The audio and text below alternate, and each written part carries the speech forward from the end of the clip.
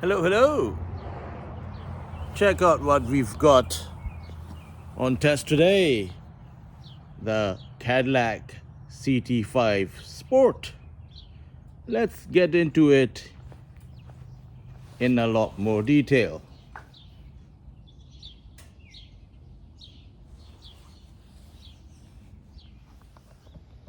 For the review of this vehicle, thought it was only appropriate to bring it to the home of Steve Plunkett, Mr. Cadillac. As some of you know, he has a vast Cadillac collection, over 70 cars, I believe.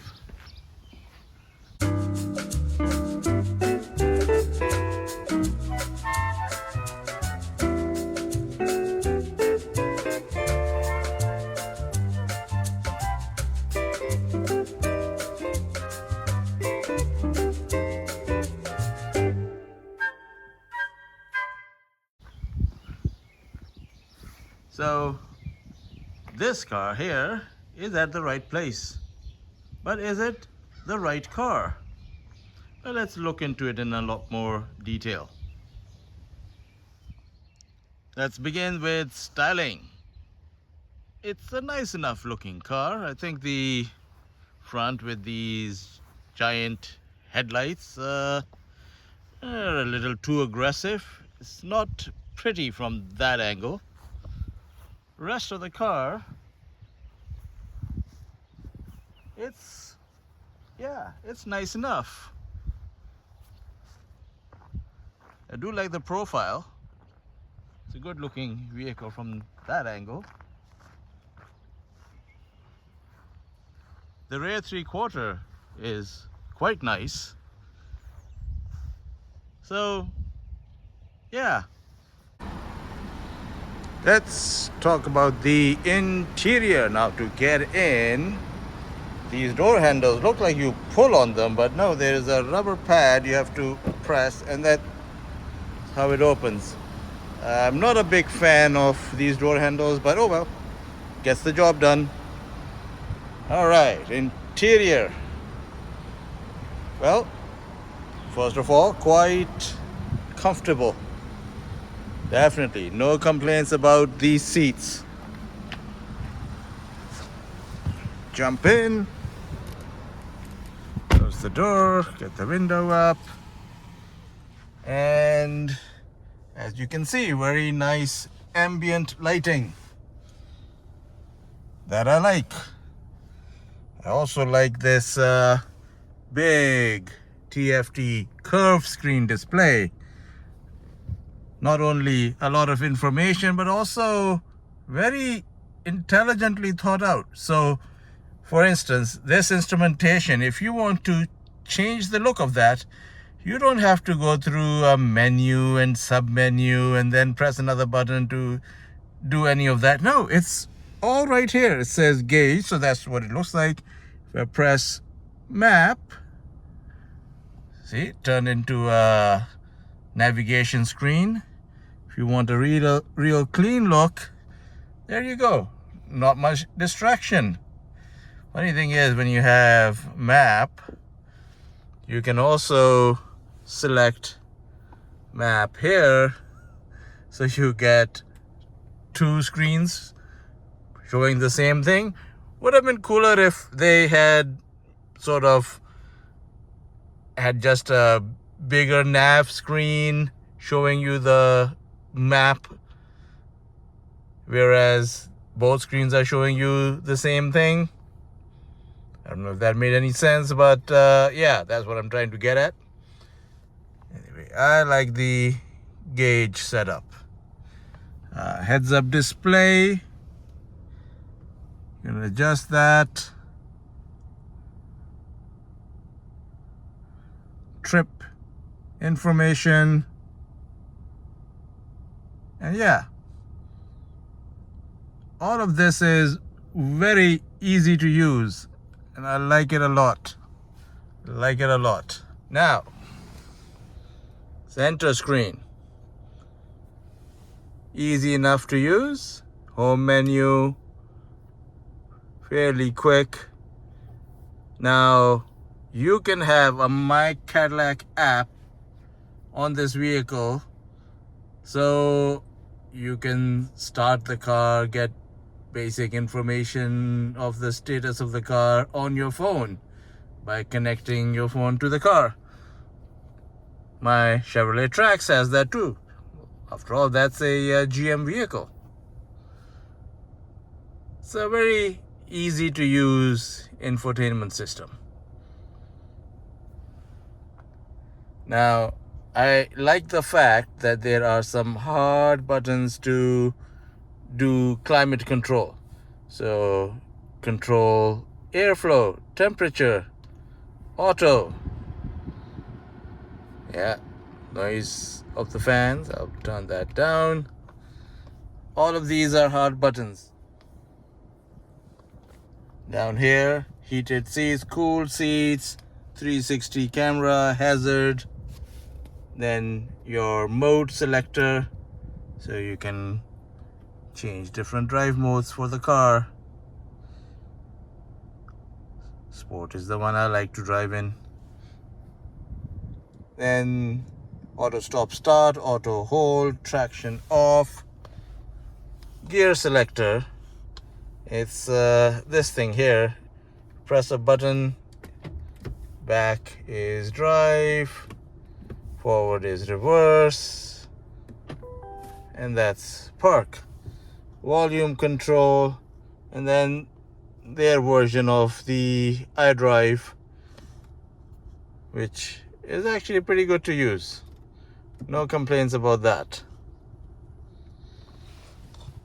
Now, here is something quite clever. So I'll remove this for a second. This is the most intelligent use of space I've come across, because this is for your cell phone. Just goes in there. How clever is that?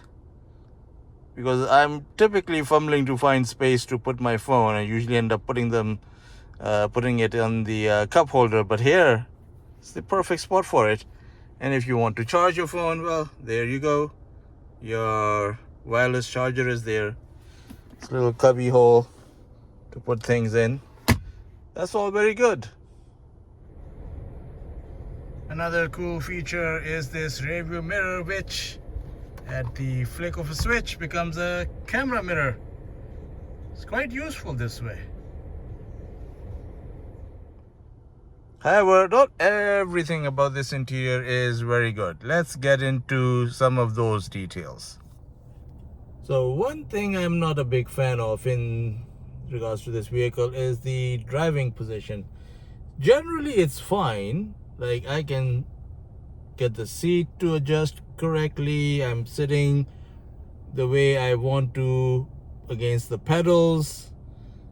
However, the steering wheel, which is power operated, it tilts and telescopes, it doesn't come out as far as I would want it to, given in relation to how I'm sitting for the pedals.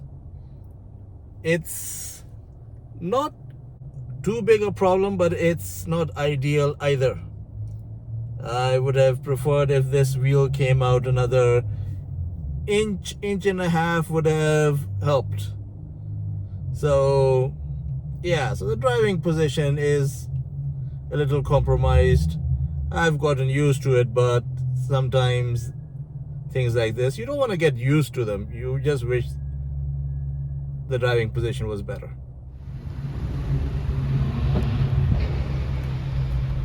Rear seats are actually quite roomy. A lot of leg room, decent amount of headroom. Yeah, it's a fairly practical family sedan. I wouldn't want anyone sitting in the middle though, because check out that transmission hump. Yeah, if you treat it as a four-seater, it's quite practical.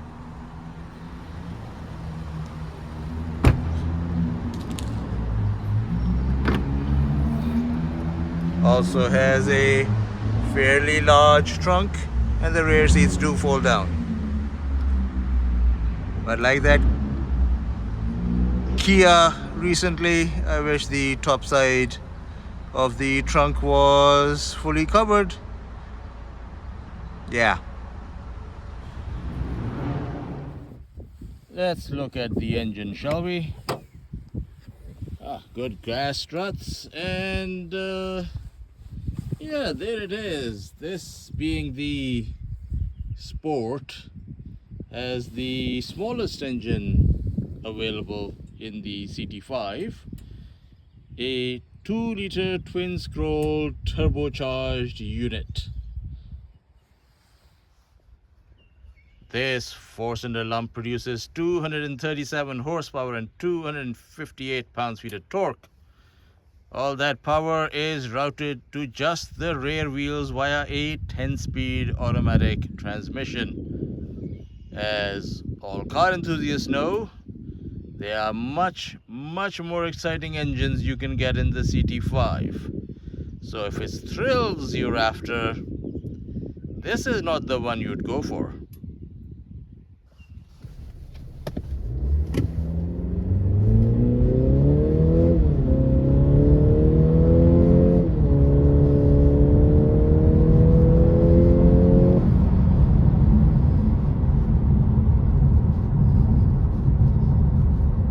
Not exactly quick. It's no CT5V Blackwing. That's for sure. So, what's it like to drive? Well, let's buckle up and go.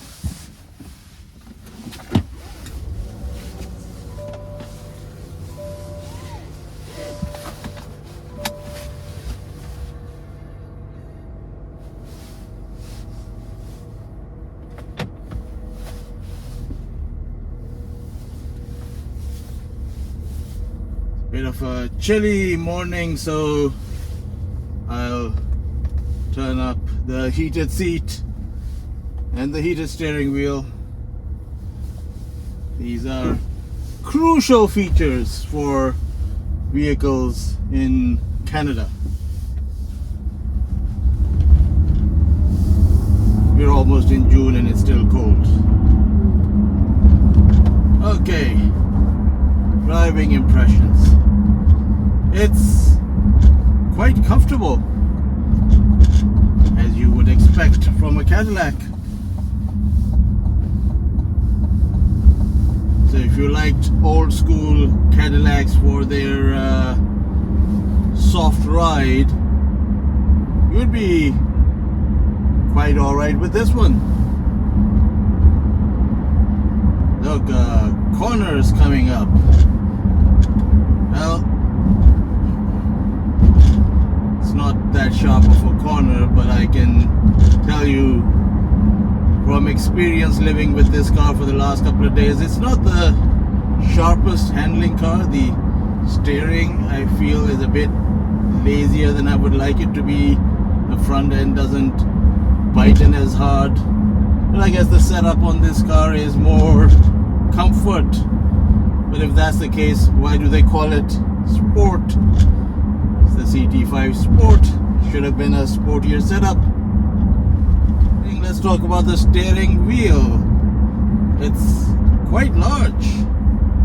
I wonder if they just blocked it out of the Escalade and plonked it into the CT5. This is a massive steering wheel. The wheel could have been a bit smaller. Now the big gripe is with this engine.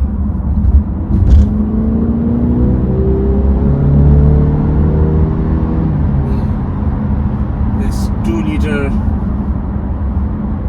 is an okay engine, but at this price level, at this competition level, it needed to be more than just okay. The competition from Audi, BMW, Mercedes, Genesis, they have more power. More power would be appreciated, but then I guess Cadillac just wants to encourage you to spend more money and buy CT5s with bigger engines. You can get a supercharged V8 if you want. I think that has more than enough get up and go to please anybody.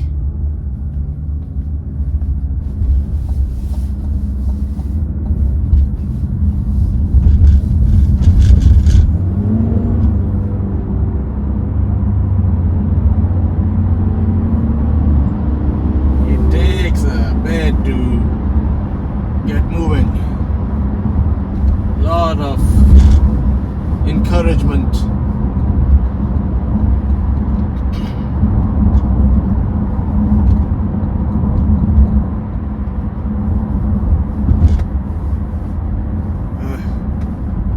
Couldn't go as fast as I wanted to. The chassis is decent. I like the fact it's a rear-wheel drive setup. It's not sporty, not in this application. However, we're hitting the highway, and this is where the car shines. It's comfortable, not only the ride but the seats. And it's got features that just make covering distances a doddle. So I'm going to engage cruise control. I've set it, it's right now at a 111. Let me get it up to 118. So as you would expect, it has adaptive cruise control. So that means it won't run into the car ahead. It also has lane keep assist, but it has more than that, because if I press this button here, it's got Super Cruise. That's how you engage Super Cruise. You see this green light that came on? I can now go hands-free. I don't have to touch the steering wheel. Really, most systems, if you take your hands off the wheel, maximum 30 seconds they will start beeping at you that, oh, grab the wheel. Yes, the car is doing most of the driving, but grab the wheel. Super Cruise, you don't have to grab the wheel. It's a little unnerving at first, but it works. It works really well. The car ahead is slowing down. I will slow down.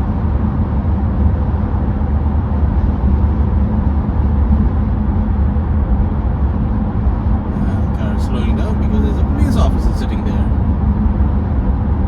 Hello, Mr. Officer. We're behaving. Just.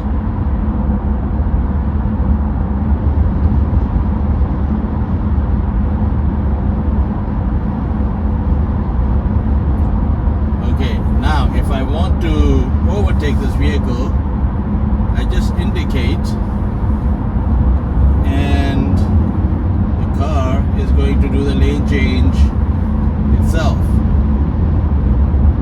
The Super Cruise in the Acura ZDX, it would do the lane change every time it thought it was okay to do so. This one you have to tell it to do the lane change, which I am more than okay with. It should still leave some decision making to you. Yes, I know I'm holding the wheel, I don't have to, but it's just, you're so used to holding the wheel, it's just, my hands are just barely touching it. Roads are busier than I thought this early in the morning, but oh well, I guess people have places to go.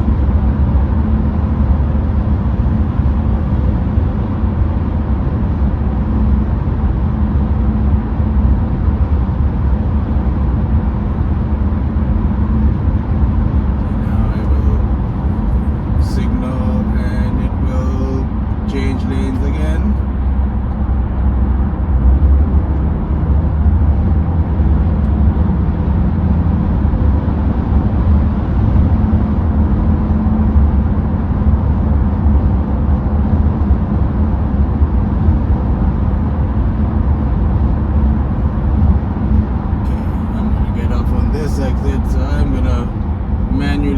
things down, take the exit, but I would have done the lane change. So as a highway cruiser, this thing is really quite good.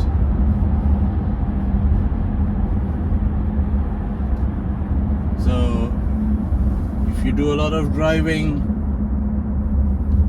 in which case probably a 4-cylinder is more efficient than V6s and V8s.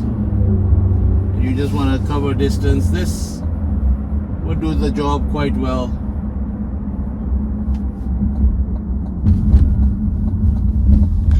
But if you're more of an enthusiastic driver, you might want something a little bit sportier. Fuel economy. Well, I've been living with this vehicle for the last 5 days, having covered close to 350 kilometers, and I'm averaging 12 liters per 100 kilometers, and it's saying my best economy was 7.4 liters per 100 kilometers, so that must have been the highway run. So it drinks more than I expected a 4-cylinder to do. So not very efficient. Another example of a fuel economy run, just covered 166.7 kilometers, 99% of that on the highway, average 7.5 liters per 100 kilometers. Although on the second screen it says average 7.3 with a best of 6.3. So why the discrepancy, I don't know, but that's what it's showing.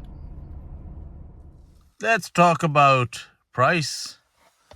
This 2025 model, as you can see here, with its options, is $66,714. Base price was just $1 under $51,000. It's not cheap, but some European competition is more expensive, so it's priced okay. But if it was cheaper by at least another $7,000, it might get a bigger portion of the market. That's what I think anyway. So what's the verdict on the CT5 Sport? It's a nice looking car. It's got a fairly decent interior. In fact, the instrumentation cluster, the dual screen, or the curved screen I should say, is really very good. From a driving perspective, this model here leaves a lot to be desired. It's not powerful enough, and the handling is not sharp enough. So from a driving perspective, it's a bit of a disappointment, but there are better CT5s available.